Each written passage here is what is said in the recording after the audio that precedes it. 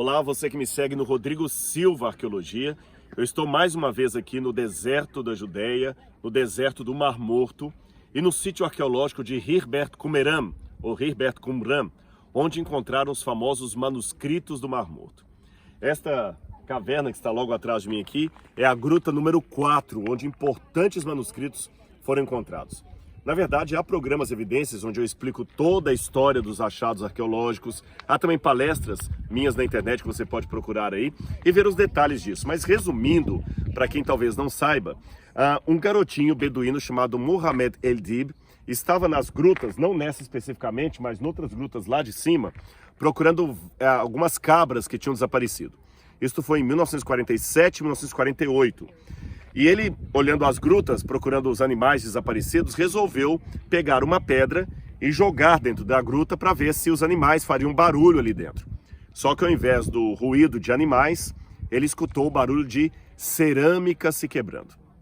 Quando ele entrou, com a ajuda de um irmão mais velho, descobriu alguns vasos dessa altura, que eles pensavam ter tesouros ali dentro, mas na verdade estavam repletos de outro tipo de tesouro que os próprios beduínos não reconheceram ao princípio. Manuscritos judaicos de mais de 2.000 anos. Alguns deles, ou muitos deles, cópias da Bíblia Sagrada. Cópias do livro de Isaías, do livro de Daniel, do livro de Abacuque, do Gênesis, do livro dos Salmos.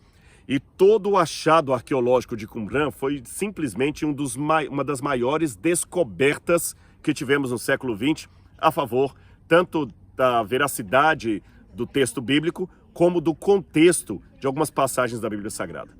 E eu vou andar um pouquinho aqui e vou mostrar para vocês duas coisas daqui de Qumran que nos ajudam a ilustrar ou contextualizar episódios do Novo Testamento. Então venha comigo, eu vou mostrar esses dois lugares para você. Quando se fala dos manuscritos do Mar Morto, uma pergunta que vem à mente daqueles que entram em contato com esse tema seria: quem escreveu esses manuscritos? Quem produziu essas cópias?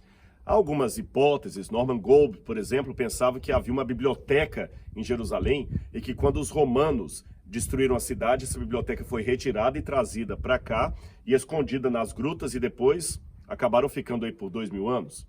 Mas a hipótese que mais predomina, e eu faço parte dos que defendem essa tese, seria de que os manuscritos foram copiados aqui, provavelmente por uma seita judaica chamada a seita dos essênios. Quem eles eram?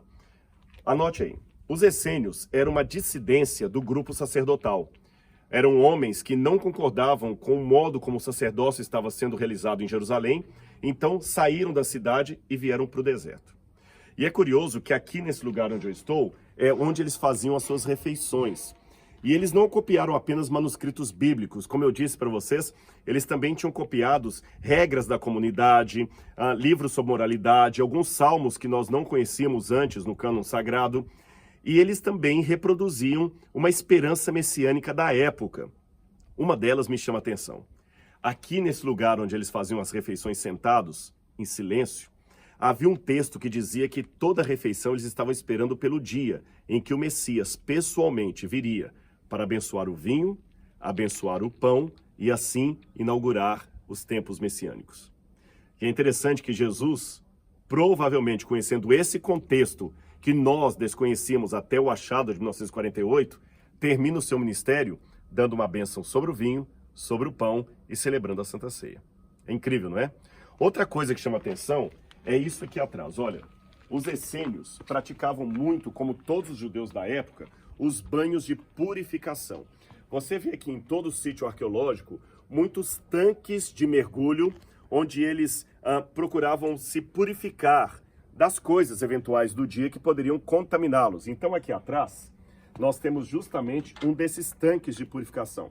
Esses tanques são chamados de mikveh ou mikvaot no plural.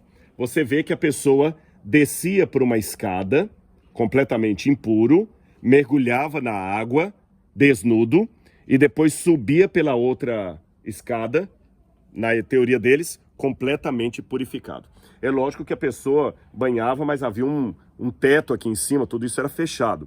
Então a pessoa descia, se purificava e subia. Por que esse banho de purificação diário?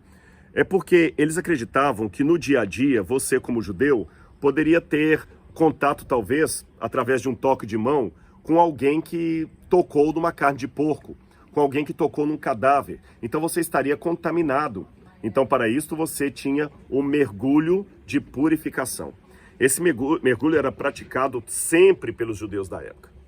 O interessante é que quando João Batista começa a sua pregação lá no Rio Jordão, e há quem diga que João Batista passou algum tempo aqui em Qumran, mas isso é assunto para um outro vídeo, João Batista começa a sua pregação justamente mergulhando as pessoas na água, praticando um batismo. Agora, no caso de João Batista, havia duas diferenças em relação ao batismo tradicional dos judeus. Primeiro, a pessoa aqui, ela se auto-mergulhava na água. No caso de João Batista, ele provavelmente batizava as pessoas. Segundo, o batismo aqui era para as pessoas que diziam: eu sou puro, eu sou santo, eu levo a sério a religião, por isso eu mergulho no tanque de purificações. No caso de João Batista, eu sou pecador, eu careço da graça de Deus, por isso eu sou batizado para a remissão dos meus pecados. Percebeu a diferença?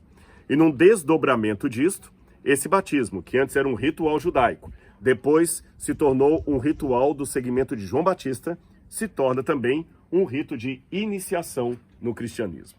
A água que eles usavam para encher esses tanques não poderia ser uma água qualquer. Tinha que ser uma água viva, uma água corrente. Aqui, praticamente não tem chuva, estou no deserto.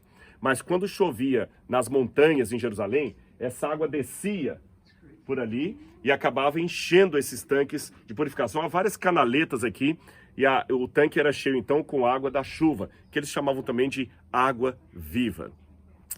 Gente, esse deserto aqui conta muita coisa. E eu quero terminar o meu vídeo agora contando algo que me chamou a atenção. Os manuscritos do Mar Morto também nos ajudaram a compreender um pouco expressões idiomáticas da época de Jesus que de outra forma nós não as compreenderíamos. E uma dessas expressões eu vou dar como exemplo para você aqui.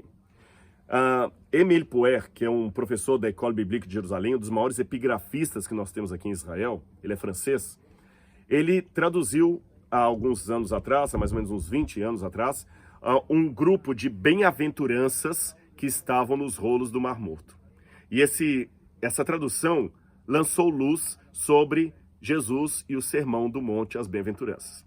E num texto do Mar Morto chamado A Guerra, ou A Regra da Guerra, porque contava a guerra cósmica ou espiritual entre os filhos das trevas contra os filhos da luz, diz que aquele que vencerá a batalha, o filho da luz, ele não tem um coração duro como o dos filhos das trevas, mas ele é um Anavei Ruach.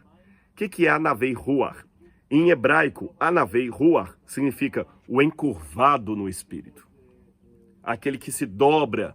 A palavra Ruach em hebraico significa tanto o espírito quanto o sopro ou vento. Então, encurvado no espírito é como se fosse, imagina um trigo que quando o vento sopra, o que acontece com aquele trigo? Ele se encurva, ele se abaixa. Então significa aquela pessoa que está disposta a obedecer o Espírito de Deus onde quer que ele sopre. Jesus disse uma vez a Nicodemos: o Espírito sopra onde quer. Ouve-lhes a voz, não sabe de onde ele vem nem para onde ele vai. Mas você percebe o poder do Espírito. E quando o Espírito, o sopro de Deus, sopra e o trigo se abaixa, ele está mostrando que é um Anavei Ruach, um encurvado no Espírito. Traduzindo a expressão idiomática para o que Jesus quis dizer, o encurvado no Espírito é aquele que obedece a Deus. Que quando Deus o convoca para a guerra, ele vai em nome do Senhor. E ele é o contrário daquele das trevas que tem o coração duro. Ele se inclina para Deus. Ele é maleável à vontade de Deus. Por isso Jesus falou: bem-aventurados os encurvados no Espírito, que a nossa Bíblia traduz como os pobres de espírito ou os humildes de espírito, porque deles é o reino do céu. E eu me despeço de você aqui no sítio arqueológico de Herbert Qumran, desejando que você seja realmente um encurvado no espírito, um Anavei Ruach, aquele realmente que Deus sopra, ele ouve a voz e obedece. Porque se você for assim, eu espero que eu também seja, nós dois seremos bem-aventurados.